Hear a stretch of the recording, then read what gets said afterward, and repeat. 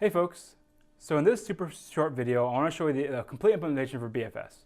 So it turns out there's not a whole lot to do here. So we already have talked through the BFS code, the kind of main method before, right? Or the main algorithm before, I guess.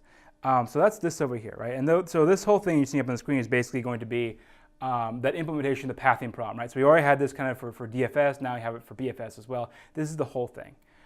The stuff we talked about before is right here where I've highlighted. So this is the main BFS algorithm, and you can see kind of the stuff you expect, right? You see basically us creating a queue, right? Marking the first thing that's there, enqueuing the first thing that's there, right? That was kind of, we put this as our starting information, right? And then in our trace, we're tracing out each of the iterations of this loop, right? So I have my outer for loop, right? And that's what I was counting. I'm not worried about the inner loop, the for loop. I'm just going to count the outer one, right? Because the outer one is basically controlling me looking at each kind of node in turn, okay? And so that thing I was simulating was this right here, right? So I remember I was drawing, v equals blah, blah, blah, blah. That was me basically taking a node out, right? That's the equivalent of this line here.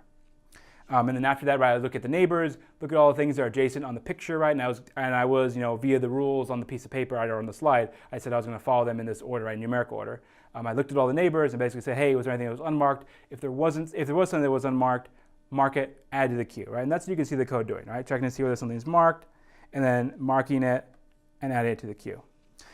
We also had over here this idea of edge 2, and this I didn't talk to when I did the example because it's kind of a little bit extra information. Really all this is the same thing as DFS. So we talked about using DFS to solve the pathing problem, and we're like, oh, we just add this little annotation to record where we came from when we got to a node. We're doing the exact same thing here, right? We're basically just making a note of how did I get to this node? What is the route that I took to get here, right? And so we're writing it down. We're writing it down every time. And then you can see over here, right, we have kind of the standard code as well, where it's like, well, I'm going to need an array of edge 2s, right, then I need to initialize it to 0. Basically, that's going to be the same as we had for the DFS, right, the same kind of setup to get it started so that we can actually write down how we got from one place to another. So yeah, overall, right, this is not too bad, not too bad. So this code, right, is more complicated than the code we had for DFS, right? But somehow the difference there is really the fact that we have an explicit data structure. So before in DFS, we had a stack, right? There was a call stack, right? We made recursive calls. That was basically a data structure to hold, where we were in the graph.